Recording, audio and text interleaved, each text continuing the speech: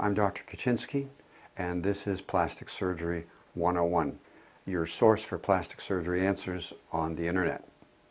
Today we're going to be talking about something a little bit different, and that's psychology. Now, there's been a lot written about abnormal psychology, and that is to say that people that have body dysmorphic disorder or various plastic surgery addicts and junkies and things like that. And I'm not going to talk about that. That may be a topic for another time. What I'm actually going to talk about is normal psychology and people's needs and how they're fulfilled by plastic surgery. And the reason this came up is that it's not unusual to have people talk to me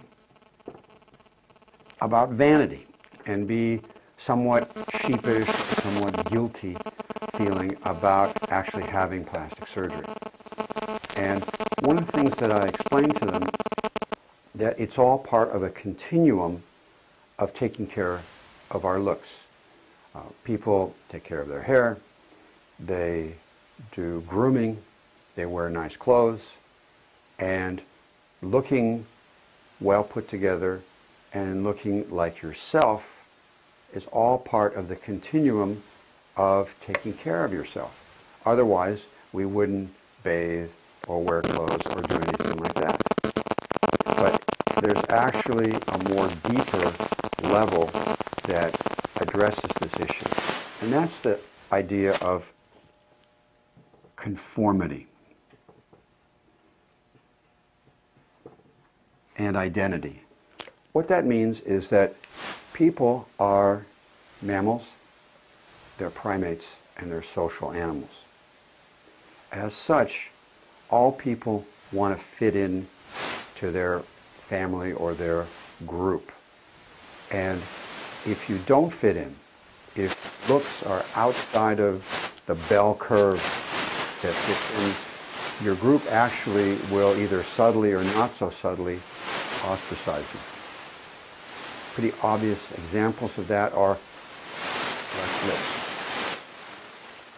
Plastic surgeons go to the third world countries and repair cleft lips is that these children are ostracized.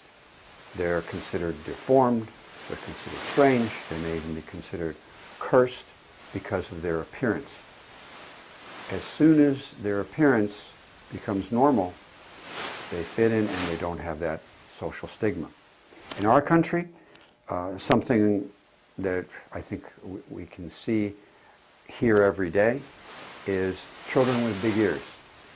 I do rhinoplasty for kids whose ears stick out.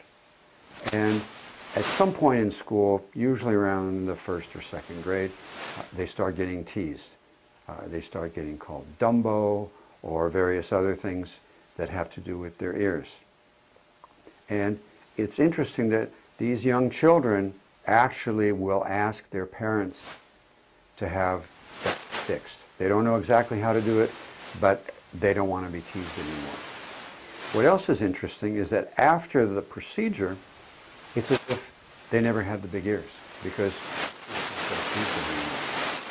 they conform, they fit in. There's an old Japanese saying that the nail that sticks out gets hammered down. And either consciously or unconsciously in our society, that happens. People want to conform. Society, more or less, makes them conform. And the conforming is about being within the bell curve, whether it's for your ears or your nose or the rest of your facial appearance. So it's not about a vanity issue so much as a conformity issue. The second part of the psychology of plastic surgery is the idea of identity. At some point in our lives, we look in the mirror and recognize ourselves. As a young baby, you don't have that sense, and it takes a while to actually get a sense of yourself, and that's part of the growing up process. Once we get that identity, it becomes fixed And regardless of our age, we have a certain self-image of ourselves. And it may be fixed at 30 or 40 or somewhere in there. But as people age, everyone reaches a point where they look in the mirror and the person looking back at them is somebody else. And we've lost that sense of identity with ourselves. And this is where facial plastic surgery comes in. With facial plastic surgery, the goal is not to make somebody look like a movie star.